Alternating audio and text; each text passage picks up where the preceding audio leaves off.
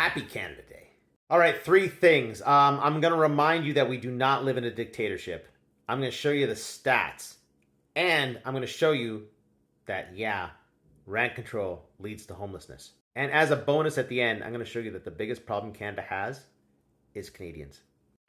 Stick around. I guarantee it doesn't matter what your political affiliation is, you will agree with me. First off, stop saying we live in a dictatorship. We do not live in a dictatorship. It's not even close. If you want to see a dictatorship, just follow what's happening in Venezuela. So here's the deal. I'll set it up for you. They have a dictatorship.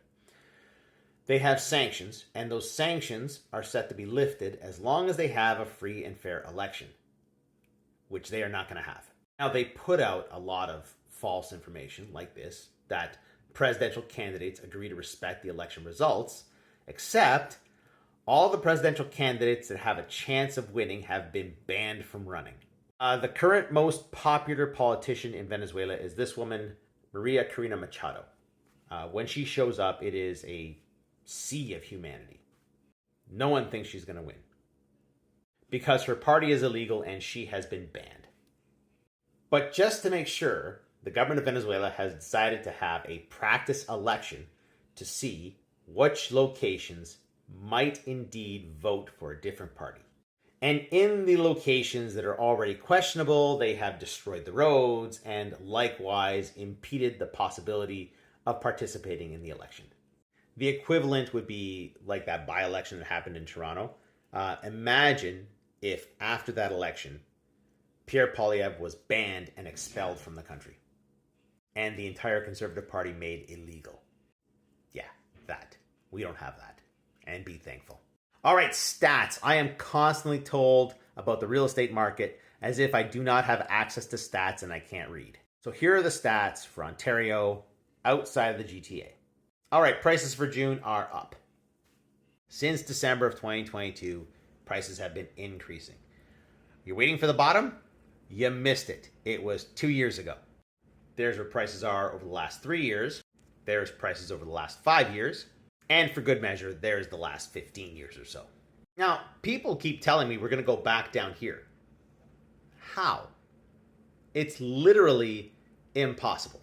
Here's construction costs across this country from 2018 to now. As you can see, construction costs went up just like everything else went up. Wood, windows, shingles, bricks, concrete, etc., etc., etc., all more expensive now. Between 50 and 100% more expensive than it was pre-pandemic. That ain't happening. And for all you who are saying the inventory is increasing, so housing is going to crash, there's the inventory, 5.2 months of supply, which is back to normal. And I've said this every month for 2 years. For 2 years, I have been saying we are heading back to normal. That's where we are. That's normal. What happened? The 2015 commodities collapse. We cut the interest rate from 1% to 0.5%. It was an election year. Harper was still in power, but that kicked off all of this. So yeah, the numbers people are comparing to over the last 10 years or so, that's abnormal. That is normal. June of 2015, June is historically the worst month, 4.9 months of supply. June 2014, 6 months of supply. And for good measure, June 2011, 7 months of supply. All right, rent controls, how that increases rent and increases homelessness. For you guys that just don't want to believe it, I'm going to show you some stark numbers. Stick around. This should be shocking. In the US, they have about 650,000 homeless people. Remember that number. I'm going to show you 3 unrelated articles, and I'm going to connect the dots for you. States with the largest homeless populations. California number 1, New York number 2, and look at those numbers in comparison to everything else. And just so you don't try and draw a correlation to population, yeah, California is the most populous state, but Texas is number 2.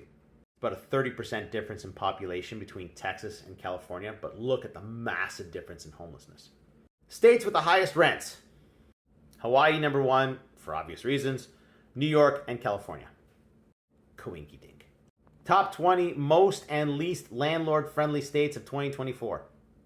At number 10 of most landlord-friendly states is Florida, which was number 3 on the list of homelessness, but they only had 30,000 homeless people. Number 6 on the list for rent, for obvious reasons. Beautiful in Florida. Still, the rent is significantly cheaper than it is in New York and California. Landlords here in Canada are going to have a heart attack over this. Landlords can evict tenants after giving them 3 days' notice, and they can terminate leases after giving them 15 days' notice. An eviction can be completed in 2 to 3 weeks. 2 to 3 weeks. All right, number 3 on the list of least landlord-friendly states. New York has some of the most restrictive policies concerning landlords and investors, making it one of the least landlord-friendly states for investors today. And at number 6, California. Sorry it got cut off. Why is California at number 6 instead of number 1? Because they have low property tax. But it is one of the least landlord-friendly states due to its statewide rent control measures. And it's better than Canada. And now the shocking number of homelessness in Canada. We have as many as 300,000 homeless people, and we're not sure. The United States has about 10 times the population, but about twice the homeless problem. Our population is in line with California. Our landlord-tenant laws are in line with California. And our homeless issue is in line with California. That brings me to the last bit here, the problem with Canada. It's Canadians. Okay, full disclosure, yesterday I was discussing Canada and I got emotional. I love this country.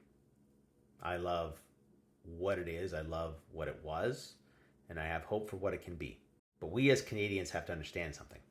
Our politicians will give us what we ask for. So we need to ask for the right things. Tenants keep asking for more rent control, which makes rent more expensive, which makes homelessness worse. What tenants really want is to have their rental be more affordable, which means less tenant-friendly laws, a less restrictive market. Same with cost of living. We keep asking for prices to come down. Well, slavery can bring prices down. Do you want to become a slave? Yeah, again, working with politicians is like working with the devil. You need to know what you're asking for. What you really want is to be able to afford the cost of living. So what you really want is for your income to go up to compensate for the cost of living increases. We're worried about which color we support. Who cares?